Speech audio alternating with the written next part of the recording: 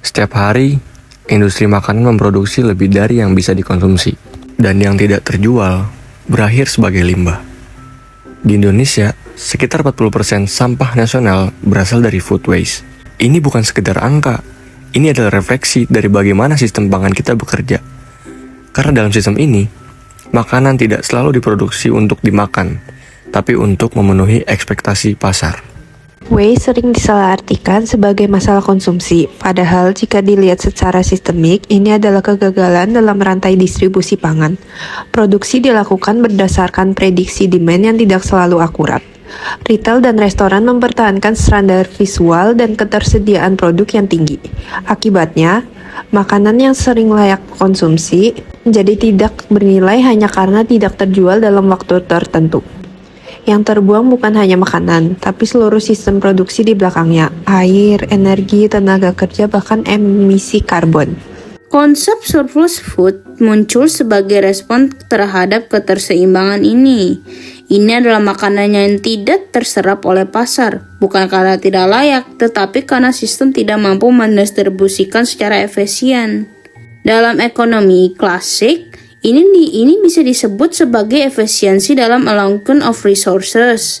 Namun dalam praktiknya surplus food seringkali diperlakukan sebagai waste, padahal secara nilai guna masih sangat relevan. Di tengah masalah ini muncul surplus sebagai bentuk intervensi berbasis teknologi.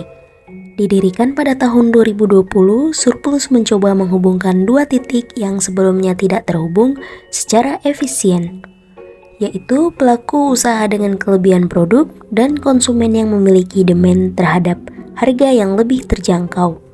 Dengan kata lain, surplus tidak menciptakan suplai baru, tetapi mengaktifkan kembali suplai yang sebelumnya tidak terlihat oleh pasar. Secara operasional, surplus telah digunakan oleh lebih dari 1 juta pengguna dan menyelamatkan jutaan porsi makanan. Namun, jika dibandingkan dengan skala food waste nasional yang mencapai puluhan juta ton per tahun, kontribusi ini masih berada pada level mikro. Artinya, surplus efektif dalam mengurangi waste yang sudah terjadi, tetapi belum cukup untuk mengubah struktur sistem pangan secara keseluruhan. Meskipun menawarkan solusi distribusi yang lebih efektif, surplus tetap memiliki keterbatasan. Pertama, platform ini hanya bekerja setelah surplus makanan sudah tercipta. Artinya, aplikasi ini belum menyelesaikan masalah seperti overproduction dan pola konsumsi berlebih. Kedua, tidak semua pelaku usaha memiliki kesiapan operasional maupun teknologi untuk menggunakan sistem berbasis real-time seperti ini. Banyak UMKM kecil yang masih bergantung pada sistem manual. Selain itu, efektivitas platform seperti surplus juga sangat bergantung pada perilaku konsumen. Jika konsumen hanya tertarik pada harga murah tanpa adanya perubahan kesadaran terhadap food waste, maka perubahan yang terjadi hanya bersifat sementara. Dalam konteks budaya Indonesia, terdapat nilai kuat untuk tidak menyia-nyiakan makanan. Namun di sisi lain, terdapat stigma terhadap makanan yang dianggap tidak fresh atau sisa. Kontradiksi ini menciptakan dilema sosial, di mana secara moral kita menolak pemborosan, tetapi secara psikologis kita tetap memilih standar kualitas tertentu. Sehingga penerimaan terhadap konsep surplus food tidak hanya bergantung pada harga, tetapi juga pada persepsi dan konstruksi sosial terhadap makanan itu sendiri. Dari sisi bisnis, surplus memberikan peluang untuk mengubah kerugian menjadi revenue. Produk yang sebelumnya tidak memiliki nilai ekonomi dapat dimonetisasi kembali. Namun, hal ini juga membawa implikasi strategis. Jika tidak dikelola dengan baik, brand dapat mengalami penurunan persepsi kualitas.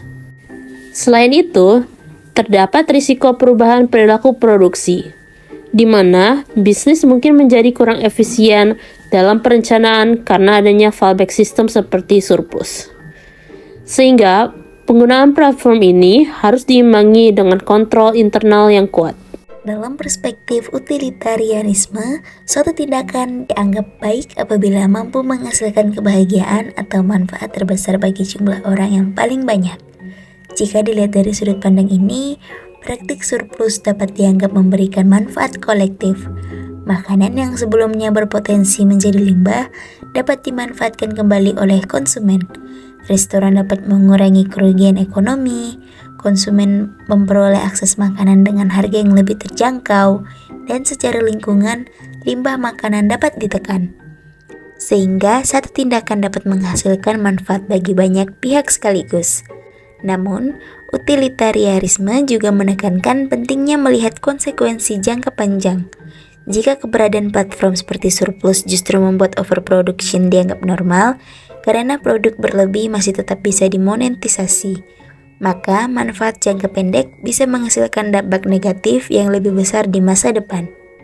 Artinya, praktik ini hanya dapat dianggap benar secara utilitarian apabila benar-benar membantu mengurangi pemborosan pangan secara keseluruhan, bukan sekedar membuat sistem pemborosan menjadi lebih nyaman untuk dipertahankan. Secara etika, praktik ini tidak hanya bisa dilihat dari hasil akhirnya, karena menjual makanan surplus bukan otomatis tindakan moral. Ia hanya menjadi etis jika memenuhi prinsip kejujuran, keamanan, dan keadilan. Jika food waste terus dianggap sebagai sesuatu yang bisa dikelola, maka kita tidak akan pernah benar-benar menyelesaikannya. Karena masalah utamanya bukan pada makanan yang tersisa, melainkan pada sistem yang sejak awal memang menghasilkan kelebihan. Dan selama sistem itu tidak berubah, surplus akan selalu ada dan tidak berdampak besar.